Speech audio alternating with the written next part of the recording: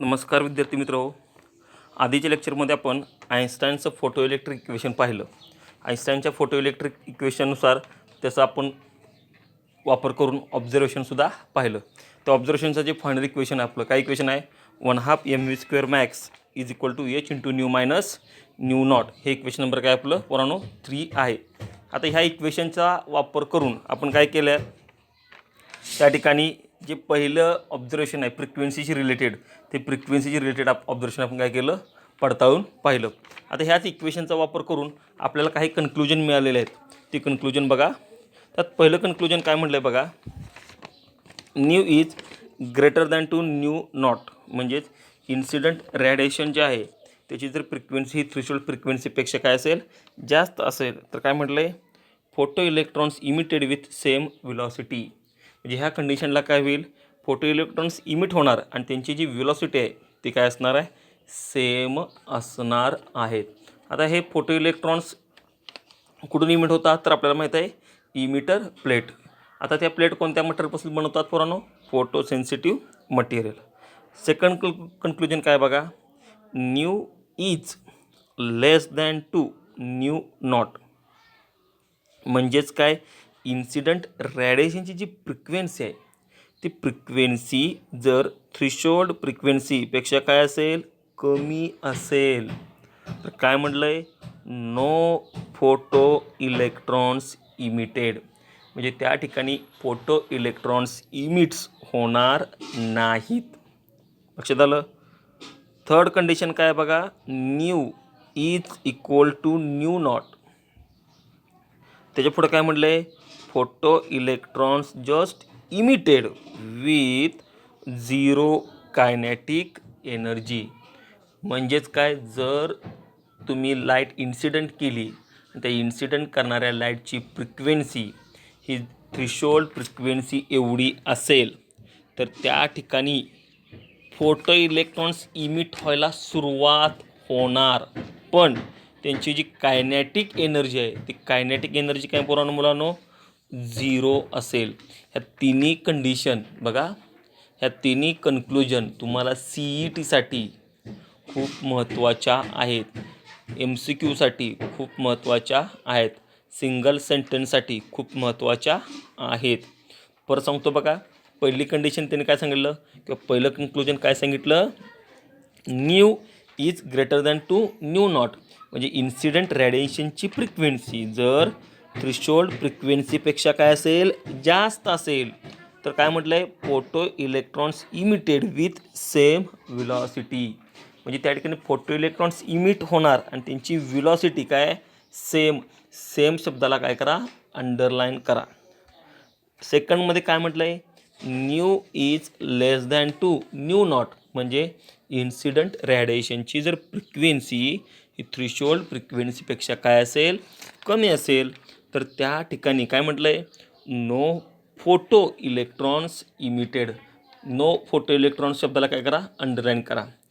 Third कंडिशनमध्ये काय म्हटलं आहे, nu is equal to nu naught. म्हणजे इन्सिडंट रेडिएशनची फ्रिक्वेन्सी ही थ्रेशोल्ड फ्रिक्वेन्सी एवढी असेल तर काय म्हटलं आहे, फोटो इलेक्ट्रॉन्स जस्ट इमिटेड. म्हणजे जस्ट हे शब्दाचा अर्थ होतो पोरांनो, नुकतेच सुरुवात झालेली आहे. लक्षात आलं. Photo electron just emitted with zero kinetic energy. त्या झिरो शब्दाला काय करा, अंडरलाईन करा. हे तिन्ही कन्क्लुजन तुम्हाला काय आहेत, खूप महत्त्वाच्या आहेत. आता त्याच्यानंतर खाली काय म्हटलं बघा, according to quantum theory maximum intensity of incident radiation have maximum photon and maximum number of electron to increase photo current. म्हणजेच काय, तर जेवढी त्या इन्सिडंट रेडिएशनची इंटेन्सिटी जास्त असेल तेवढे जास्त प्रमाणात काय असतात मुलांनो, फोटॉन्स असतात. आणि जेवढे जास्त फोटॉन तेवढे काय होतील, जास्त इलेक्ट्रॉन्स इमिट होतील. आणि जेवढे जास्त इलेक्ट्रॉन्स इमिट्स होतील तेवढा फोटो करंट काय असेल, जास्त असेल. एक वाक्य लिहून ठेवा की ते वाक्य खूप महत्त्वाचं आहे. एक फोटॉन फक्त एकच इलेक्ट्रॉन्स इमिट करू शकतो. लक्षात आलं? म्हणजे एका फोटॉनमुळे किती इलेक्ट्रॉन्स इमिट होतात? एकच इलेक्ट्रॉन्स काय होतं मुलांनो? इमिट होतो. Single photon emits single electron. लक्षात आलं? हे वाक्य विसरायचं नाही. सेकंड काय म्हटलं आहे बघा? Photo electric work function is constant. Photo electric work function is constant for emitter from equation 3. म्हणजे तिसऱ्या इक्वेशनवरून आपण काय म्हणतोय की फोटो इलेक्ट्रिक वर्क फंक्शन काय कॉन्स्टंट आहे. म्हणजेच काय? Clear that kinetic energy K max is increase with frequency. It does not depend upon intensity of incident radiation. हे ऑब्झर्वेशनमध्ये पण आपण बघितलेलं आहे. लक्षात आलं की कायनेटिक एनर्जी ही फ्रिक्वेन्सीवरती काय असते? डिपेंड असते आणि इंटेन्सिटीवरती काय असते? इंडिपेंडंट. लक्षात आलं? पण एक वाक्य खूप महत्त्वाचं आहे. काय म्हटलं आहे? Photo electric work function is constant. म्हणजे जे इलेक्ट्रॉन्स इमिट होतात त्या फोटो सेन्सिटिव्ह प्लेटमधून किंवा त्या इमिटर प्लेटमधून त्या प्रत्येक इलेक्ट्रॉनचं असणारं बघा, त्या प्रत्येक इलेक्ट्रॉनचं असणारं फोटो इलेक्ट्रिक वर्क फंक्शन काय असतं पोरांनो? कॉन्स्टंट. कॉन्स्टंट शब्दाला काय करा? अंडरलाईन करा. लक्षात आलं? थर्डमध्ये काय म्हटलं बघा? Emission of photo electrons is result of collision on between electrons and photons. Incident radiation is cut off, no photoelectrons emits, then photoelectric effect is instantaneous. 3-4 वाक्य ह्याच्यामध्ये ॲड केलेत बघा. काय म्हटले की emission of photo electron. Photo electron म्हणजेच काय सांगेल तुम्हाला मी? फोटॉनमुळे जे इलेक्ट्रॉन्स इमिट होतात त्याला म्हणतो आपण फोटो इलेक्ट्रॉन्स. आता हे फोटो इलेक्ट्रॉन्स कशामुळे इमिट होतात? तर इलेक्ट्रॉन्स आणि फोटॉनचं कोलिजन होतं. तुम्हाला मी सांगितले की जेवढे फोटॉन असतील तेवढेच काय असतात?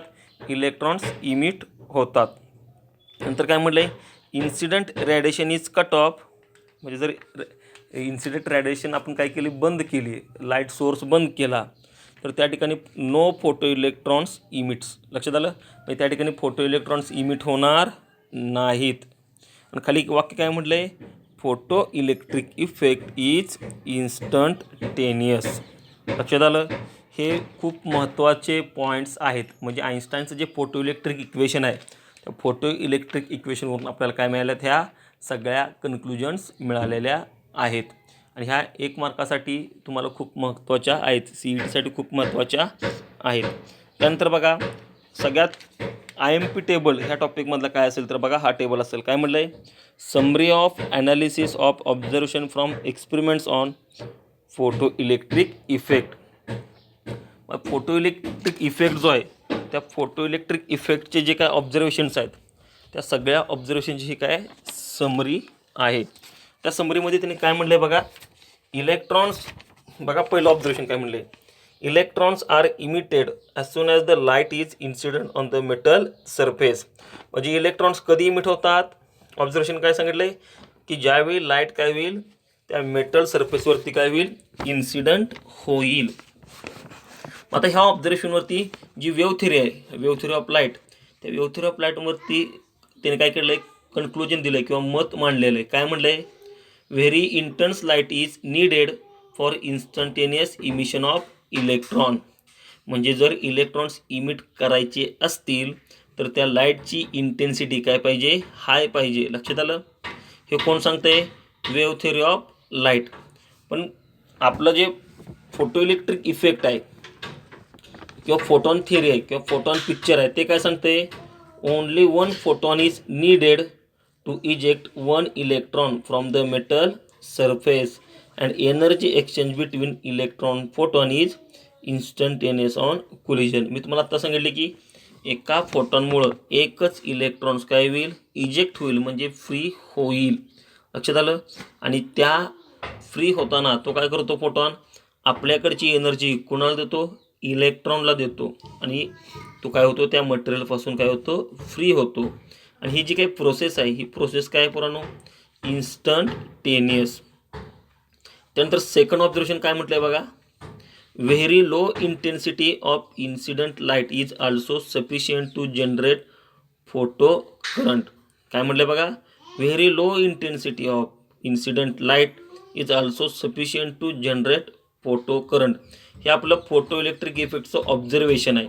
त्याच्या वेव्ह थेअरीचं काय कन्क्लुजन आहे, low intensity should not give photo current. म्हणजे वेव्ह थेअरी ऑफ लाईट काय सांगते की जर लाईटची इंटेन्सिटी काय असेल, लो असेल, तर त्या ठिकाणी फोटो करंट डेव्हलप होणार नाही.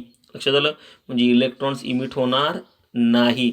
पण आपल्याला फोटॉन पिक्चरमध्ये काय दिसलं, किंवा फोटॉन जी थेअरी आहे त्याच्यामध्ये काय सांगितलं की low intensity of incident light means less number of photons and not low energy photons, hence low current will be produced. म्हणजे फोटॉन पिक्चरमध्ये काय म्हटलं आहे की लो इंटेन्सिटीची जी लाईट आहे ती लो इंटेन्सिटी म्हणजेच काय असतं, तर फोटॉनची संख्या कमी असते, लेस नंबर ऑफ फोटॉन्स म्हटलं आहे. लक्षात आलं, less number of photons and not low energy photon. म्हणजे इंटेन्सिटी लो याचा अर्थ त्या फोटॉनची एनर्जी कमी असं होत नाही, तर फोटॉनची संख्या कमी असा होतो. आणि त्यामुळं त्या ठिकाणी करंट काय होतो, जनरेट होतो. पण तो करंटसुद्धा काय असतो, लो असतो. लक्षात आलं. त्यानंतर थर्ड ऑब्झर्वेशन काय म्हटलं आहे बघा, high intensity gives larger photo current means higher rate of release of electron. म्हणजे जर लाईटची इंटेन्सिटी हाय असेल तर त्या ठिकाणी फोटो करंटसुद्धा काय असतो, हाय असतो. म्हणजेच काय, जास्त प्रमाणात काय होतात, इलेक्ट्रॉन्स रिलीज होतात. हे आपलं फोटो इलेक्ट्रिक इफेक्टचं काय ऑब्झर्वेशन आहे. त्याच्यावरती वेव्ह थेअरी काय म्हणतात बघा, high intensity means higher energy radiation and therefore more electrons are emitted. Wave theory of light काय सांगते की जर हाय इंटेन्सिटीची लाईट असेल तर त्याचा अर्थ काय होतो की ती जी लाईट आहे, ते जे फोटॉन आहेत, ती जी लाईट आहे ती लाईटची असणारी जी एनर्जी आहे ती काय असते, हाय असते. आणि त्याच्यामुळं काय होतात, इलेक्ट्रॉन जास्त इमिट होतात. पण याच्यावर फोटॉन थेअरी किंवा फोटॉन पिक्चर काय म्हणतं, higher intensity means more number of photons incident in unit time. म्हणजेच हाय इंटेन्सिटी म्हणजेच काय, जास्तीत जास्त फोटॉन काय होतात, युनिट टाईममध्ये त्या मटेरियलवरती आढळतात. Therefore more number of electrons are emitted. म्हणजेच त्याच्यामुळे काय होईल, इलेक्ट्रॉन जास्तीत जास्त इमिट होतील. लक्षात आलं. And hence photo current is large. आणि त्याच्यामुळे त्या ठिकाणचा जो फोटो करंट आहे तो फोटो करंट काय असेल, लार्ज असेल. नंतर काय म्हटलं बघा, चौथं observation, increasing the intensity has no effect on the electron energy. काय म्हटलंय, increasing the intensity has no effect on the electron energy. म्हणजे इंटेन्सिटी आणि एनर्जीचा काही एक संबंध नाही. आपण हे ऑब्झर्वेशन बघितलेलं आहे. त्याच्या वेव्ह थेअरी काय सांगते, हायर इंटेन्सिटी शूड मीन, काय म्हटलं, higher intensity should mean electrons emitted with higher energies. म्हणजे हाय इंटेन्सिटी असेल किंवा इन्क्रीजिंग इंटेन्सिटी असेल याचा अर्थ काय होतो, इलेक्ट्रॉन काय होतात, जास्त एनर्जीनं काय होतात, इमिट होतात. हे कोण सांगतं, वेव्ह थेअरी सांगतं. लक्षात आलं. त्याच्यावरती फोटॉन पिक्चर काय म्हणतो बघा, higher intensity means higher number of incident photons per unit time. Energy of photon is same as it is, does not depend on the intensity. म्हणजे इंटेन्सिटी इन्क्रीज झाली याचा अर्थ त्या फोटॉनची एनर्जी इन्क्रीज होत नाही, तर त्या फोटॉनची संख्या काय होते, इन्क्रीज होते. हे कोण सांगतं, फोटॉन थेअरी किंवा फोटॉन पिक्चर. त्यानंतर काय म्हटलं आहे बघा, पाचवं observation, a minimum threshold frequency is needed for photo current to start. म्हणजे आपल्याला माहिती आहे की जर तुम्ही इन्सिडेंट रेडिएशनची फ्रिक्वेन्सी ही थ्रेशोल्ड फ्रिक्वेन्सीपेक्षा कमी असेल तर त्या ठिकाणी फोटो इलेक्ट्रॉन्स इमिट होणार नाहीत. म्हणजे फोटो करंट त्या ठिकाणी काय होणार नाही, आपल्याला मिळणार नाही. लक्षात आलं. हे आपलं काय ऑब्झर्वेशन आहे. त्यावेळी वेव्ह थेअरी काय म्हणते, low frequency light should be release electrons but would take more time. म्हणजे जरी लो फ्रिक्वेन्सी असेल, थ्रेशोल्ड फ्रिक्वेन्सीपेक्षा कमी असेल तरीसुद्धा इलेक्ट्रॉन्स काय होतील, इमिट होतील, पण त्याला लागणारा वेळ काय असेल, खूप जास्त असेल. ही वेव्ह थेअरी सांगते. त्याच्यावरती फोटॉन पिक्चर काय म्हणतो किंवा फोटॉन थेअरी काय म्हणते, a photon of low frequency light will not have sufficient energy to release and electron from the surface. जर त्या फोटॉनची फ्रिक्वेन्सी लो असेल, थ्रेशोल्ड फ्रिक्वेन्सीपेक्षा कमी असेल, तर त्या ठिकाणी तो फोटॉन इलेक्ट्रॉन्सला रिलीज करू शकत नाहीत, म्हणजेच इलेक्ट्रॉन्सला इमिट करू शकत नाही. लक्षात आलं? हे काय सांगतं आपलं फोटॉन थेरी किंवा फोटॉन पिक्चर. आणि शेवटचं ऑब्झर्वेशन काय म्हटलं आहे बघा, increasing frequency of incident light increases the maximum kinetic energy of electrons. आपण आता आईन्स्टाईनचं इक्वेशन बघितलं, त्याच्यामध्ये बघितलं की जर फ्रिक्वेन्सी इन्क्रीज झाली तर त्या ठिकाणी कायनेटिक एनर्जीसुद्धा काय होते, इलेक्ट्रॉनची इन्क्रीज होते.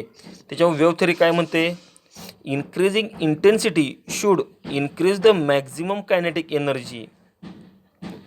Maximum kinetic energy should not depend on the incident frequency. म्हणजे वेव्ह थेरी सांगते की कायनेटिक एनर्जी जी इलेक्ट्रॉनची आहे ती फ्रिक्वेन्सीवरती डिपेंड नाही, तर कशावरती डिपेंड आहे, ती इंटेन्सिटीवरती डिपेंड आहे. म्हणजे वेव्ह थेरीमध्ये काय सांगितलं जातं की kinetic energy of electron is increases with increasing intensity. हे कोण सांगतं, वेव्ह थेरी.